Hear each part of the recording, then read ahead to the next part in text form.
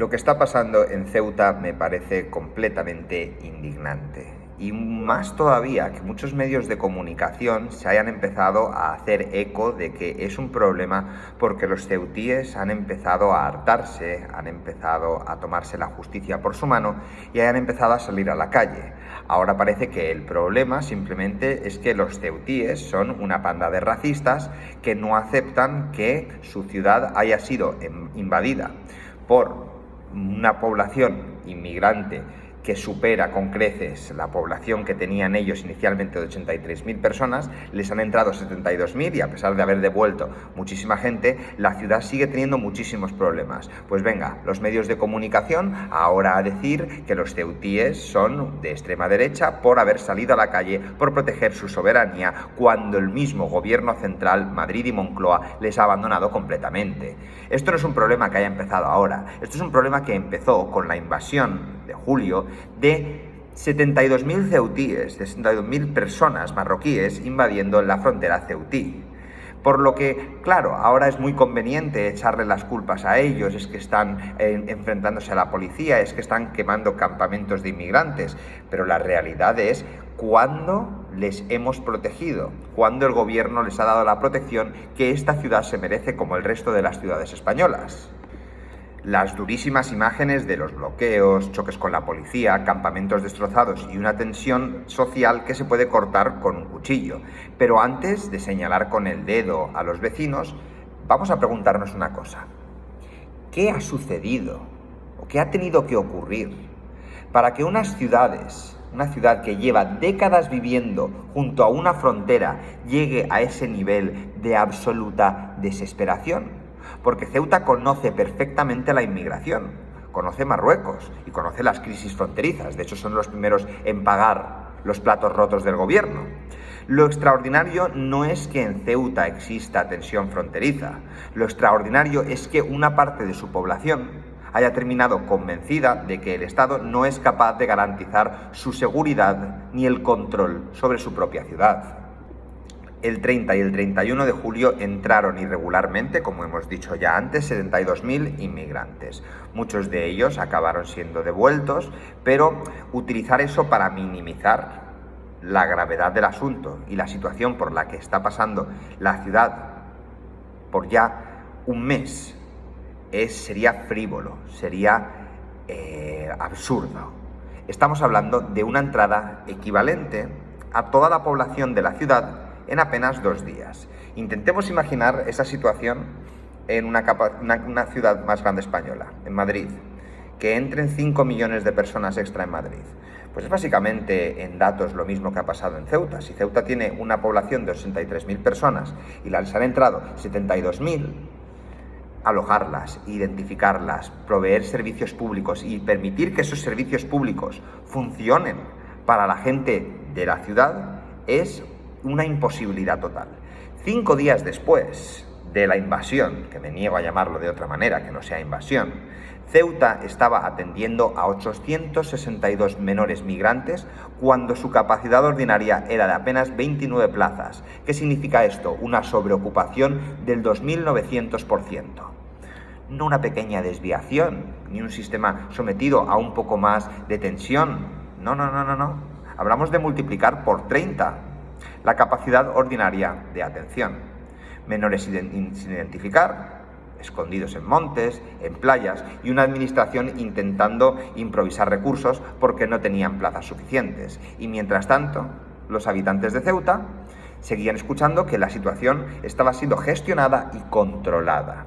O sea, encima les putean y se ríen de ellos. Gestionada la situación. Esa palabra debería resultar ofensiva. La gente del gobierno debería sentir verdadera vergüenza al utilizar esa palabra. Porque miles de personas durmiendo en playas, en carreteras y en asentamientos improvisados. En la playa del Trampolín convertida en un enorme campamento con todo lleno de mierda. Montes llenos de refugios improvisados, ropa, basura, restos de comida y hogueras en pleno agosto. Operativos extraordinarios de limpieza, desinfección, control de plagas y vigilancia sanitaria. Esto todo en una ciudad española con residentes españoles que no han pedido sufrir todo esto. Espacios públicos que dejaron de funcionar con normalidad porque una ciudad minúscula territorialmente estaba intentando absorber una situación totalmente fuera de escala. Y todavía hay gente que les va a insultar a esta gente que protesta, que se preguntan, ¿pero por qué están tan enfadados? 2 colegios públicos tuvieron que utilizarse para alojar temporalmente a menores, colegios, centros que deberían estar preparándose para recibir a los alumnos, tuvieron que convertirse en recursos improvisados de emergencia y posteriormente ser desalojados, limpiados, reparados y acondicionados. Los colegios que los ceutíes pagan con sus impuestos a disposición del gobierno porque no saben dar una solución. Y cuando llegue el momento de regresar a clase, el Ministerio de Educación ha previsto un dispositivo especial de Policía Nacional, Guardia Civil, Policía Local, Protección Civil y Fuerzas Armadas en centros escolares. Esto lo está organizando el propio Estado, ¿eh? Esto no son los agitadores fascistas, racistas, que están intentando echar a los inmigrantes de la ciudad. Es que es una estupidez tan grande. Todo el mundo sabe que Ceuta tiene una población marroquí enorme. La gente que protesta no está protestando en contra de los marroquíes que llevan ahí viviendo muchísimo tiempo, que llevan trabajando. Están quejándose de que la ciudad está completamente saturada, de que les han invadido y que nadie está haciendo nada por ellos. Y encima están hartos de que el resto, Moncloa, Madrid, finja todo con normalidad, que todo está normal, que todo está perfecto. Cuando una ciudad necesita policías, guardias civiles, militares, y para reforzar la vuelta a la escuela, para poder transmitir tranquilidad a las familias, el fallo habla por sí solo. Cuando los padres necesitan acompañamiento psicosocial después de semanas de tensión, algo ha fallado. Cuando los centros educativos tienen que utilizarse como alojamientos improvisados, algo ha fallado. Y cuando todo esto ocurre dentro de una ciudad española, mientras desde Madrid se discute quién tiene la culpa, si el Ministerio de Defensa, si el Ministerio de Interior, si no se han enterado, si les avisaron, si no les avisaron, si lo sabían pero no hicieron nada, es comprensible que los habitantes estén en la calle quemando cosas. Es comprensible. Y me llamáis lo que queráis por decir esto. Pero habrá que veros a vosotros, a los que critiquéis si estuvierais en esa misma situación. Sanidad ha tenido que absorber miles de asistencias extraordinarias. En apenas 2 semanas, 5.801 intervenciones sanitarias relacionadas con la crisis y otras 2.500 por la Cruz Roja. En el momento de máxima tensión, llegaron a registrarse 1.100 asistencias en solamente 24 horas. El gobierno insiste en que Hospital Universitario no llegó al colapso perfecto. Pero no hace falta inventar un colapso hospitalario para entender la gravedad de lo que está sucediendo. Basta por preguntarse por qué los sanitarios de una ciudad que ya arrastraba carencias estructurales tuvieron que asumir miles y miles de asistencias extraordinarias de la noche a la mañana. ¿Y la seguridad?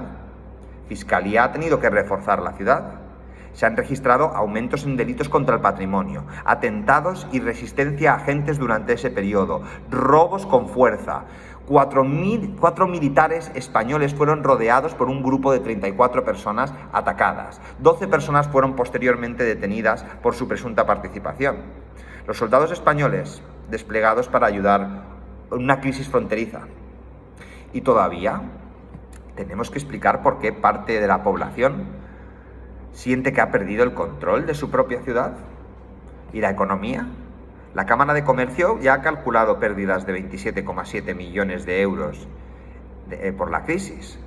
Los comercios de estos ceutíes que viven prácticamente al día cerrados. La actividad reducida. Padres diciendo que no quieren que sus hijas y sus esposas salgan a la calle porque les da miedo.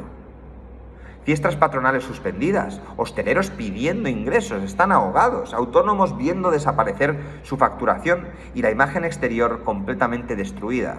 Porque desde un despacho ministerial pueden reducirse a una cifra en una rueda de prensa, pero para la persona que tiene un bar, una tienda, un pequeño negocio en Ceuta, significa no llegar a final de mes o directamente no llegar. Y después de casi 4 semanas, llegó probablemente la confesión más importante de todas. El gobierno aprobó el decreto 681/2026 declarando Ceuta en situación de interés para la seguridad nacional. El BOE reconoce una presión inédita sobre la frontera, la acogida, la atención humanitaria, protección de menores, transporte y funcionamiento administrativo. Y reconoce expresamente que la situación ha superado las capacidades de gestión, acogida, asistencia y seguridad de Ceuta. Entonces, vamos a ver. Si las capacidades estaban superadas, los ceutíes tienen razón, o tenían razón, cuando llevaban semanas diciendo que era insostenible. Si finalmente había que activar una situación de interés para la seguridad nacional, no eran los vecinos exagerando, era la gente que no podía más, la gente que lo vivía en el día a día. Una ciudad española soportando durante semanas una emergencia que claramente excedía todo aquello para lo que estaba preparada. Todavía se pretende convertir a los vecinos en el centro del problema. Se muestran las protestas, los enfrentamientos, los campamentos, y se pregunta qué está ocurriendo en Ceuta. Pues está ocurriendo que eso es lo que pasa, esas son las consecuencias de haber abandonado por completo a tus ciudadanos, y cuando los ciudadanos se ven completamente desprotegidos, salen a la calle con su propia fuerza, porque eso es lo que hacemos, y la confianza política en nuestro país está bajo mínimo, y cualquier persona que viéramos peligrar a gente de nuestra familia, cualquier persona que vemos que nuestros negocios se están viendo afectados, cualquier persona que viéramos cómo nuestra sanidad se está viendo totalmente afectada, nuestra educación, saldríamos a la calle porque no hay nadie que nos defienda. ¿La policía nos va a defender? No, la policía se va a poner de parte del régimen, es a lo que se dedican. Y reciben instrucciones de interior y las cumplen, no piensan por sí mismos, simplemente se dedican a obedecer las órdenes que les llega del gobierno. ¿Van a ponerse de parte del ciudadano ellos? No seré yo quien entre a justificar la quema de campamentos, pero antes de los enfrentamientos había un hartazgo tremendo, había unas voces pidiendo ser escuchadas. Cuando te das cuenta que estás tú solo, quizás tomes decisiones que no sean la correcta, pero la única que te queda cuando has sufrido el abandono de una clase política. Un país que no controla adecuadamente sus fronteras termina trasladando los principales problemas a otros aspectos. Y hay una cosa que me interesa hablar, porque es una noticia que los medios algunos la han cubierto, algunas agencias la han mencionado, pero no le han dado la importancia necesaria. Las 17 víctimas de agresión carnal, 16 de ellas mujeres, la mitad menores, con un incremento con delitos. Y todos los medios diciendo, hay que ser rigurosos, no podemos afirmar que las víctimas, los perpetradores fueran inmigrantes, también pudieron ser gente ceutí, ya. Entonces, un mes después de una invasión de tantísimas personas que tienen ya la fama de no tratar a las mujeres con excesivo respeto, ponerles un trapo en la cabeza, no tomar no como respuesta por lo conservadores que son en su sociedad o por cualquier excusa que les dé la gana inventarse, ¿vamos a pretender que esas personas que han hecho eso son todos españoles? ¿Vamos a ocultar los datos de todos los perpetradores y de las víctimas menores de edad para poder proteger a los invasores? Todos los españoles sabemos quiénes han cometido esos delitos, todos lo sabemos, pero decirlo te convierte en racista. Seamos claros, España tiene derecho a decidir quién entra legalmente en su territorio. Tiene la obligación de proteger a quienes viven en sus ciudades fronterizas. Y defender todo esto no significa odiar a nadie. Proteger nuestras fronteras no es racismo. Defender nuestra soberanía no es racismo. Defender nuestra identidad no es racismo. El racismo consiste en despreciar a una persona por su raza o origen. Exigir que un Estado controle su territorio, haga cumplir sus leyes y proteja a su población es algo completamente diferente. Podemos defender la dignidad de quien llega y exactamente al mismo tiempo exigir que nuestras fronteras sean respetadas. Así que quiero terminar diciendo que Ceuta debería servir como advertencia. No podemos esperar que una ciudad llegue al límite para actuar. No podemos abandonar durante semanas a una población frente a una situación extraordinaria y después escandalizarnos cuando aparece la rabia. No podemos pedir paciencia infinita a quienes están pagando sobre el terreno las consecuencias de decisiones que se toman a cientos de kilómetros de distancia. Y sobre todo, no podemos permitir que proteger las fronteras españolas se convierta en una cuestión secundaria hasta el momento exacto en que esas fronteras vuelvan a estar desbordadas.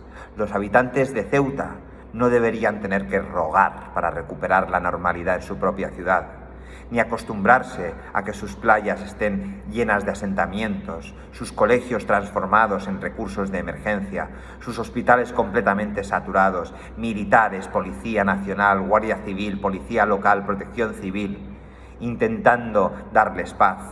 Tienen exactamente los mismos derechos que cualquier español.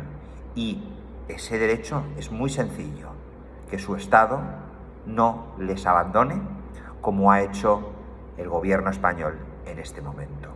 Todo mi apoyo y solidaridad para la gente de Ceuta y esperando que puedan volver a la normalidad lo antes posible. Muchas gracias a todos por estar aquí, un vídeo más, y nos vemos muy pronto aquí en A Prueba con Nota Alta.